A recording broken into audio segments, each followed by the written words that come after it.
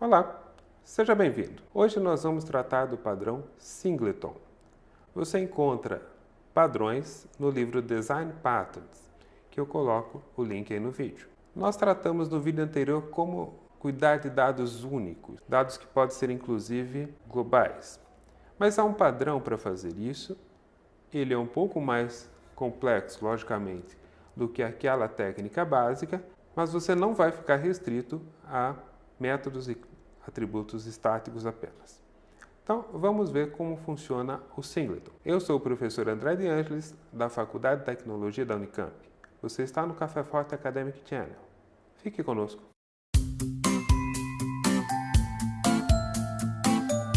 Novamente, nós vamos fazer uso de slides. Nós vamos fazer uso de código-fonte. E esse código-fonte está em Java. Nós vamos perceber que a transcrição para o C++ é quase direta e nós vamos ver um efeito colateral dos escopos de visibilidade do Java. Vamos ao código. Veja o slide que nós temos aí. Nós estamos fazendo uma classe Singleton, uma classe da qual só pode ser instanciado um único objeto durante a execução de um programa. Essa é a ideia. Então, nós vamos ver 3 atributos. Um atributo é do tipo da própria classe. Então, a classe Informações Singleton tem um atributo estático e privado do tipo Informações Singleton, que começa com null. Os outros 2 campos são os que nos interessam em termos de dados. Um é um valor de texto e outro é um valor inteiro. Nós vemos aí a marca mais característica do padrão Singleton. Um construtor que é restrito. Nesse caso, ele está private. Eu coloco uma observação que você vai encontrar muitas e muitas vezes a indicação de que este construtor deveria ser protected. Isso é verdade no C++, porque se você derivar a classe, você tem algumas vantagens aí. Mas no Java isso pode dar um efeito colateral, que nós vamos ver logo em seguida. Mas por enquanto, você sabe que o construtor deve ser restrito e que não faz absolutamente nada. Mas ele tem que estar aí, porque já que esse construtor não pode ser visto de fora da classe, eu não consigo criar objetos. Eu passei por cima do construtor padrão, a linguagem não criou, por isso ele está aí. E como ninguém pode fazer uso dele, ninguém pode criar um objeto desse padrão. Isto é a segurança do Singleton. Isto é o que diz, vai haver só um objeto. Mas não só isto. Você vê logo em seguida o método getInstance. Quase todo Singleton tem um método getInstance. É muito difícil variar o nome, porque isso basicamente é um padrão. Então você vê que o método getInstance é um método estático, público, portanto pode ser chamado de fora da classe, pode ser chamado sem instanciação de objetos, e que retorna exatamente um objeto informações Singleton.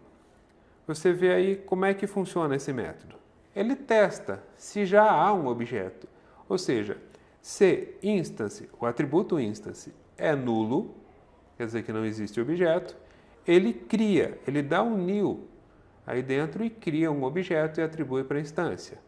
É lógico que ele pode fazer isso. É um método da classe e pode chamar qualquer método e qualquer escopo dentro da classe.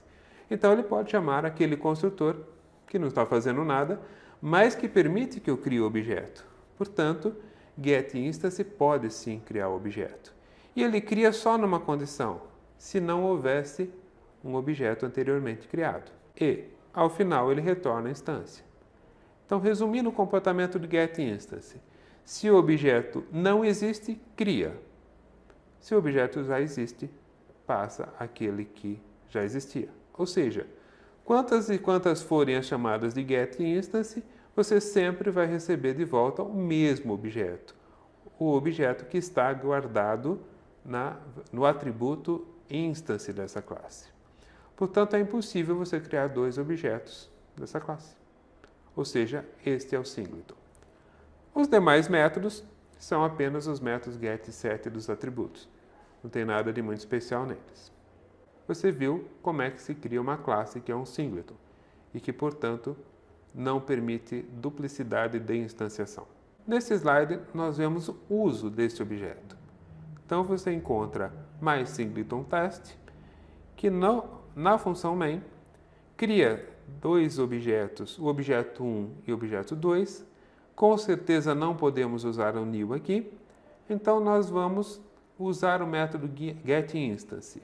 Você viu no vídeo anterior que métodos estáticos são usados a partir do nome da classe. Então você acompanha o código aí. Informações singleton objeto 1 recebe informações singleton getInstance. É exatamente igual à linha seguinte para o objeto 2. E você vê a saída de tela. Nós chamamos getValor do objeto 1, imprimimos, depois ajustamos com setValor, imprimimos pelo objeto 2 e assim por diante. Você vê que tudo acontece como se fosse um objeto só, porque de fato é assim. Se a gente ficou em dúvida, nós temos um teste ali embaixo. Se o objeto 1 é igual ao objeto 2, então imprime a mensagem objeto 1 e objeto 2 são o mesmo, que é exatamente o que está aí na saída de tela. Só lembrando que esta comparação entre objetos, o operador de comparação nesse caso, compara o endereço de memória desses objetos. Ou seja, se eles estão no mesmo lugar, ou seja, os dois apontadores estão se referindo exatamente à mesma posição de memória, certamente é um único objeto e ele é o mesmo, seja lá qual for o caminho de acesso. Embaixo eu deixei comentado, isso não vai funcionar, o jeito que você talvez tentasse criar com o operador new. Não vai funcionar, porque este construtor que você chamaria aqui, ele é private, então você não pode chamar. Então você viu aí como é que nós usamos um objeto singleton. É uma técnica padrão, é um pouquinho mais sofisticada do que a que nós vimos no vídeo imediatamente anterior, mas que permite que você faça mais coisas.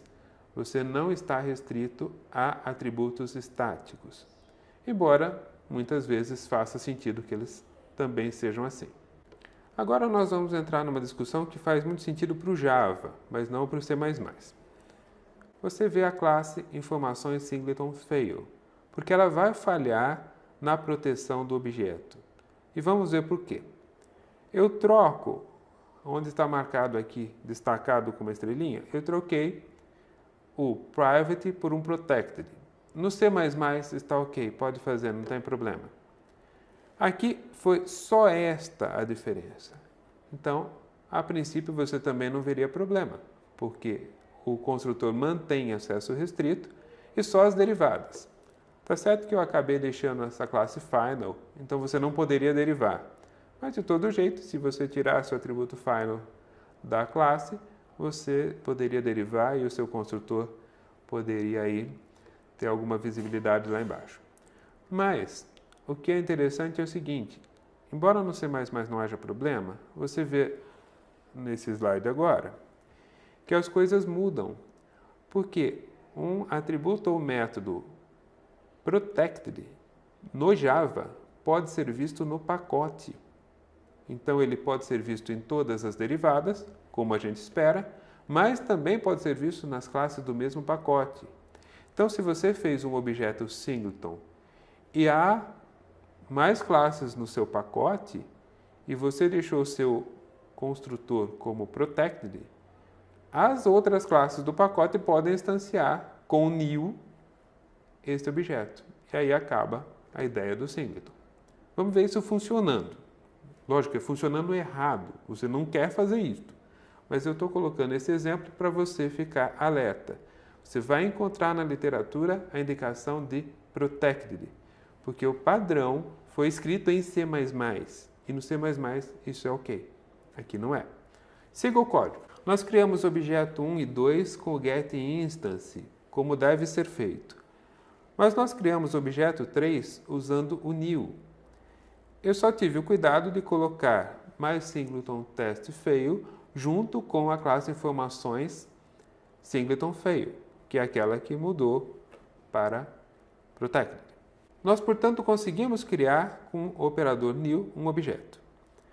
Nós vemos exatamente o mesmo bloco de código que usamos anteriormente, a saída de tela ao lado.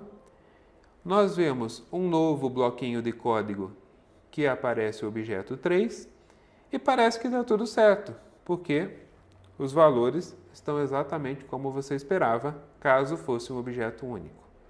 Mas isso não está funcionando desse jeito. Você olha no teste e vê que objeto 1 e objeto 2 são o mesmo objeto. São duas variáveis que apontam o mesmo objeto. Mas se eu comparo o objeto 1 com o objeto 3, o teste falha. São objetos em locações diferentes da memória, portanto, são objetos também diferentes. Por que é que nós tivemos a falsa noção que estava tudo funcionando? O código funcionou corretamente. Porque os atributos do objeto eram estáticos. Como eles eram atributos estáticos, só existe uma instância deles. Então, o que eu faço no objeto 1 ou no objeto 3, que são objetos diferentes, está compartilhado pelas variáveis únicas de memória, que são as variáveis estáticas, como nós vimos em vídeo anterior, que mostra que esse é exatamente um mecanismo de comunicação entre objetos diferentes. O objeto 1 fala com o objeto 3 porque eles compartilham a mesma área de memória, que são os atributos estáticos. Então, é muito fácil você ser enganado e achar que está trabalhando com o mesmo objeto, mas isso não é verdade. Nós temos aí objeto 1, que é igual ao objeto 2, é o mesmo, são dois nomes para a mesma coisa, e o objeto 3, que é um objeto completamente diferente. Ou seja, violamos o singleton usando um código que você vai encontrar em livros, bons livros, que você vai encontrar em bons sites de internet. Porque eles pensaram no C++. Não há visibilidade de pacote no C++, mas no Java há. Fica aí a dica. Agora nós vamos fazer o seguinte, só para ver que a coisa realmente se deteriora, eu peguei o mesmo exemplo, informações singleton feio, aquela classe, e só tirei o static do atributo valor. Tudo mais é igual. O nosso construtor continua sendo protected, ele continua sendo visível no pacote, todo o resto é igual, mas o meu atributo valor não é mais um atributo static. O que é que vai acontecer? Você vê aí embaixo, nas duas saídas de tela, que o código mudou. O comportamento é diferente. Então, nas linhas onde há a seta dupla, você percebe que se num lugar imprimiu 10, no outro lugar imprimiu 0. Se num lugar imprimiu 20, no outro lugar imprimiu 10. Ou seja, o comportamento mudou. Porque agora, os atributos que não são estáticos, no caso aqui só o valor, são diferentes. Então, aquilo que o objeto 1 muda, o objeto 3 não vê. E o que o objeto 3 muda, o objeto 1 não vê. Porque os atributos não estáticos são de cada um dos objetos. Ou seja, se você não tomar cuidado, você faz corretamente uma implementação de singleton em Java, usa o protected e, porque há outras classes no seu pacote, se alguém usar o seu objeto como new e ele vai conseguir, ele viola o singleton. Portanto, muito cuidado. No Java, você tem que tratar essa questão. Talvez o jeito mais fácil seja usar um construtor private. Você aprendeu hoje como implementar o padrão singleton. Você aprendeu hoje também que o Java pode ser um pouco complicado se você seguir a receita básica. Agora, você tem os elementos para tratar dados globais, dados únicos, da forma que você quiser, em segurança dentro da orientação objeto.